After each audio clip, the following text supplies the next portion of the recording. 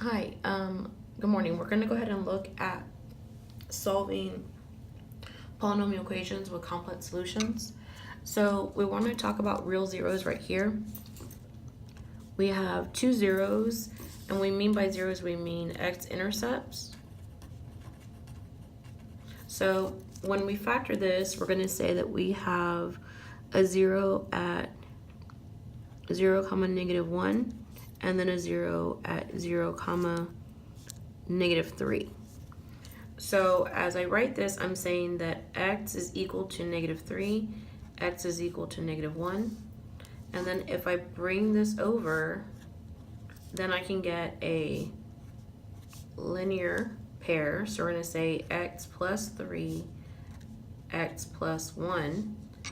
And then you're going to say that I have two real zeros, because both of those exist on the axis. Now say you had one real zero. So one real zero basically means that you're gonna have only one intersection. So here I have two x-intercepts. Right here I have one x-intercept. So I'm gonna say that this is 0, 0. So all you're gonna do is you're gonna say, instead of my y, because this is an x and this is a y, you're gonna say 0 equals 2x squared, divide both sides by 2, x squared equals 0, square root both sides, and I'm gonna say x equals 0. So you have one real root. Okay, so here's what a graph looks like when you have no real zeros. So I have no x-intercepts. So when I do that, I'm going to use the quadratic equation. And remember, that's going to be x equals negative b plus and minus square root of b squared minus 4ac, all of that over 2a. Okay, so my a equals 1, b equals 2, c equals 3. X equals negative 2 plus and minus 4 minus 4, 1 times 3, all of that over 2 times 1. I simplified, I'm going to get negative 2 plus and minus 2i square root of 2 over 2. So then x is going to equal negative 1 plus and minus I square root of 2. So here I have two complex roots. And the reason why I have two of them is because this is a positive and a negative, so it's going to account for two different numbers. Okay, so let's go ahead and define the fundamental theorem of algebra. So the fundamental theorem of algebra basically says that if p of x is a polynomial,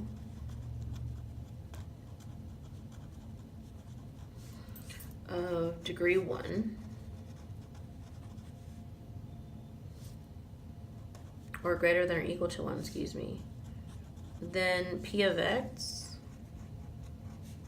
has exactly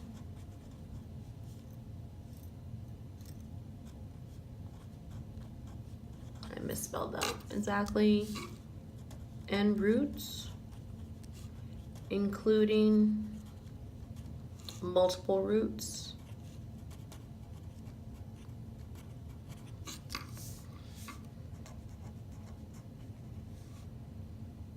and complex roots.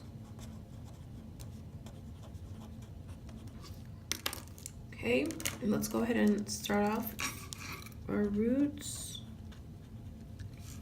I want to say our plus and minus 1, plus and minus 2. These are the roots we're going to test, plus and minus 4.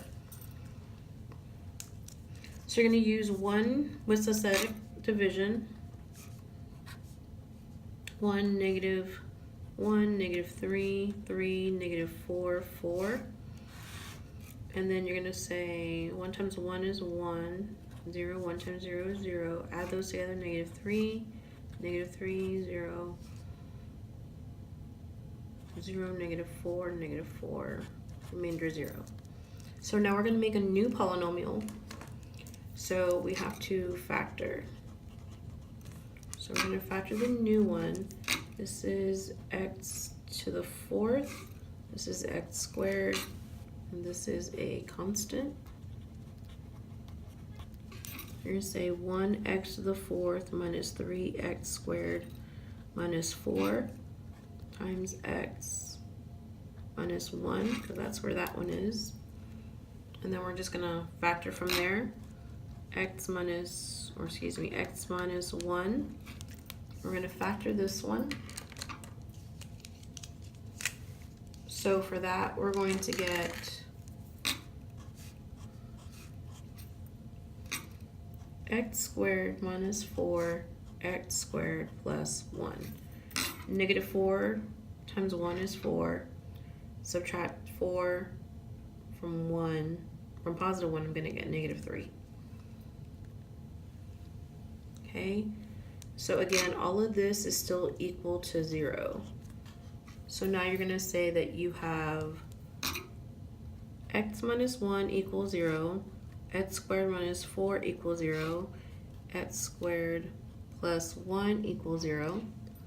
You're going to solve for x, so I get x equals 1, x squared equals positive 4, so x equals positive and negative 2. And then you get minus 1, x squared equals negative 1. So x squared equals negative 1, square root of both sides, x equals I.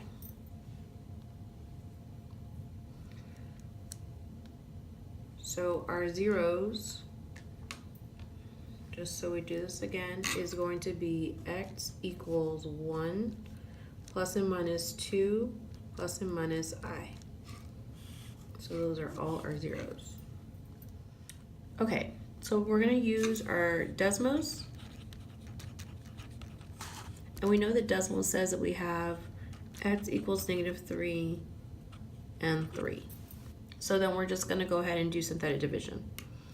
So I'm going to do negative 3 first, and then I'm going to go 1, 1, negative 7, negative 9, negative 18.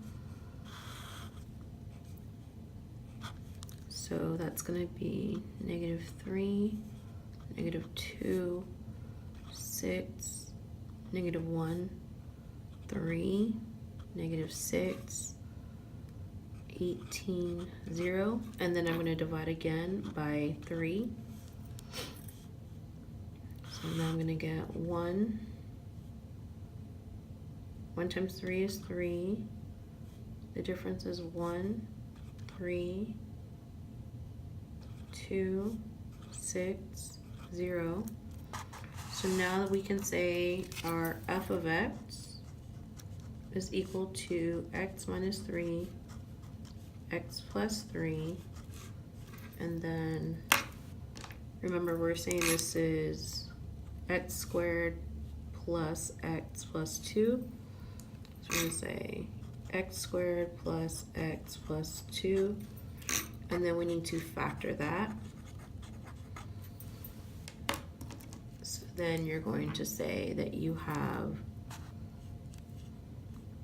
x equals 1 plus or minus the square root of 1 minus 4, 1 times 2 over 2 equals negative 1 plus and minus I square root of 7 over 2.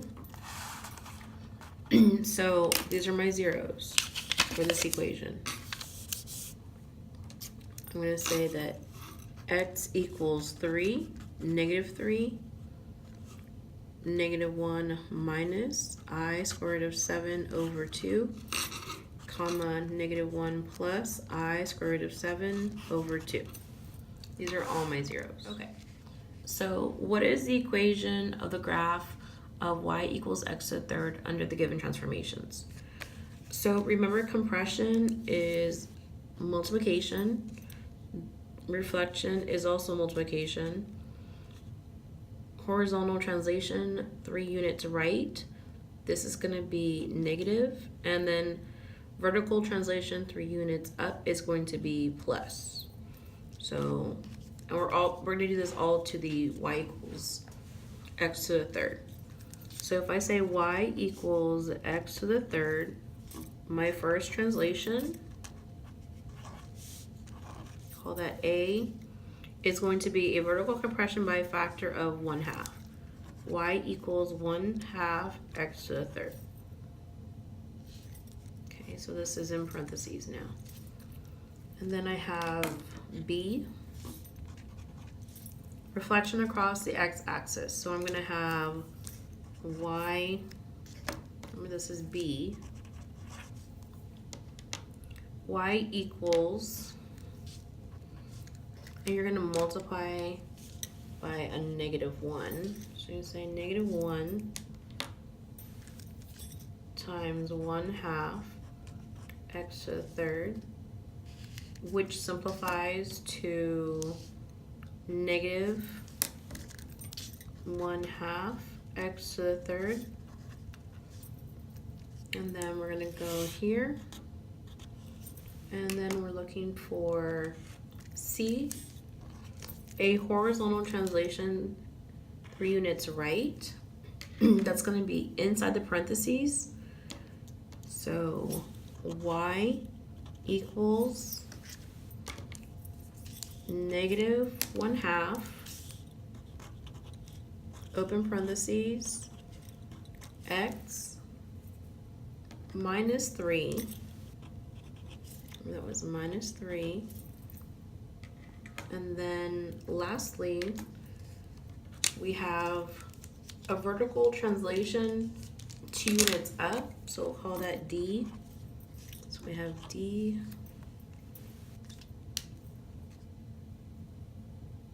the one before that was C. This is D. So we're going to say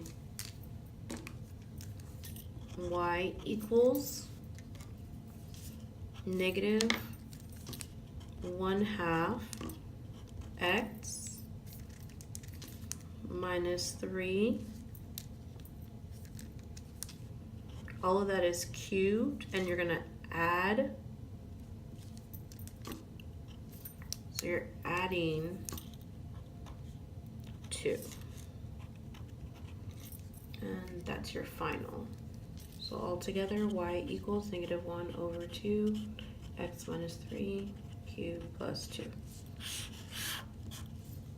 So I need to see all steps. Show all steps. Okay. Okay, so let's go to the next one. It says, what are the zeros of the function? All you're doing is setting y equals 0. So you're saying that y equals 0. So then you're going to get 0 equals 3x minus 1 cubed plus 6 minus 6 minus 6, 0 minus 3, excuse me, 0 equals 3x minus 1 cubed. You're going to divide, oh, that's minus 6, excuse me. You're going to divide both sides by 3.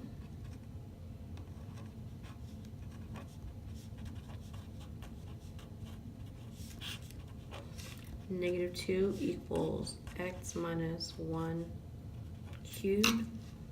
And then you're going to take the cube root.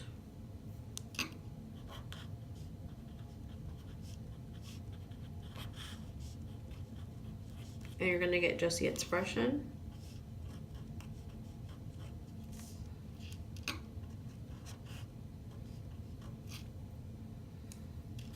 Go here, and you got to solve for x. So the cube root of -2 equals x minus 1 plus 1 plus 1, 1 plus the cube root of -2 equals x.